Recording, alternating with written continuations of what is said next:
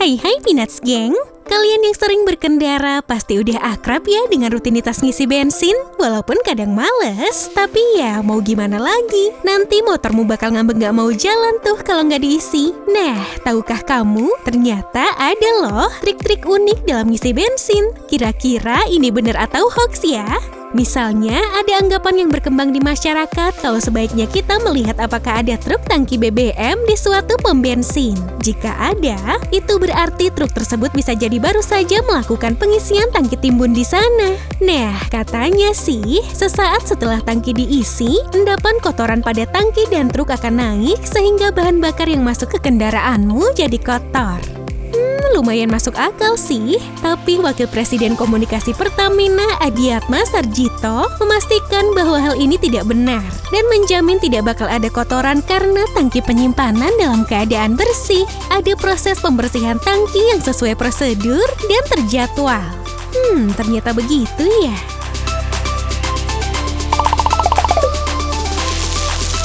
Saat ngisi bensin, mungkin kamu suka lihat ya, ada orang yang goyang-goyangin kendaraannya. Katanya sih, biar aliran bensin lancar dan bisa menutup semua celah dalam tangki.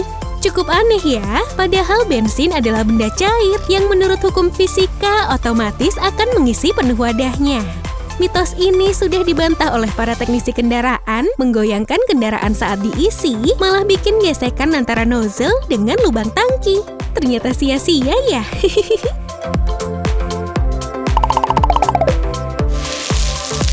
Ada lagi nih guys, trik yang bilang kalau lebih baik isi bensin saat malam atau pagi hari karena katanya bisa dapat lebih banyak.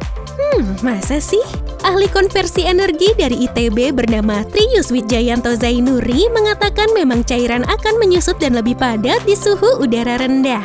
Sehingga memang pada malam hari kita bisa mendapat bensin sedikit lebih banyak. Tapi itu nggak terlalu pengaruh guys. Misalnya di Jakarta, suhu saat siang hari katakanlah 33 derajat, sementara malam harinya hanya turun sedikit menjadi 29 derajat.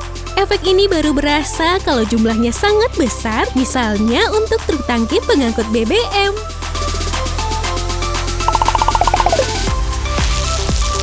Beberapa waktu lalu, sempat muncul pesan berantai yang mengungkap kecurangan SPBU. Menurut pesan tersebut, harga SPBU yang ia datangi bisa tiba-tiba loncat ke angka-angka seperti 10.000, 20.000, 50.000, dan sebagainya.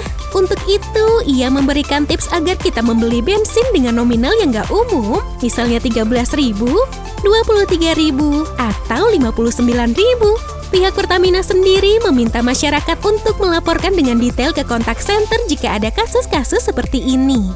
Kalau infonya jelas, pihak Pertamina akan menindaknya dengan mencabut sertifikasi SPBU tersebut.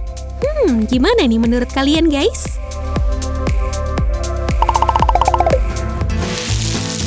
Di setiap SPBU akan ada bermacam jenis bahan bakar yang ditawarkan ya. Biasanya berdasarkan nilai oktan yang terkandung di dalamnya.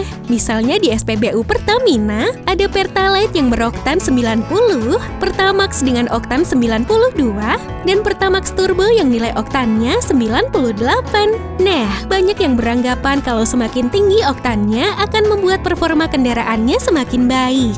Padahal nggak gitu guys. Nilai oktan bahan bakarmu harus disesuaikan dengan compression ratio dari kendaraanmu. Bahan bakar jenis Pertalite cocok untuk kendaraan dengan compression ratio 9:1 sampai 10:1. Sementara Pertamax cocok untuk kendaraan berkompresi 10:1 sampai 11:1. Nah, kalau Pertamax Turbo dipakai oleh kendaraan dengan kompresi mesin 11:1 sampai 13:1.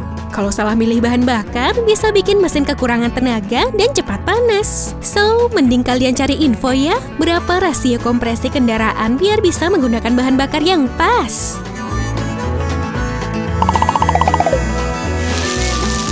Nah guys, itu tadi informasi yang dapat TSP bagikan kepada kalian semua. Semoga bisa menambah wawasan kita ya. Terima kasih sudah menonton dan sampai jumpa.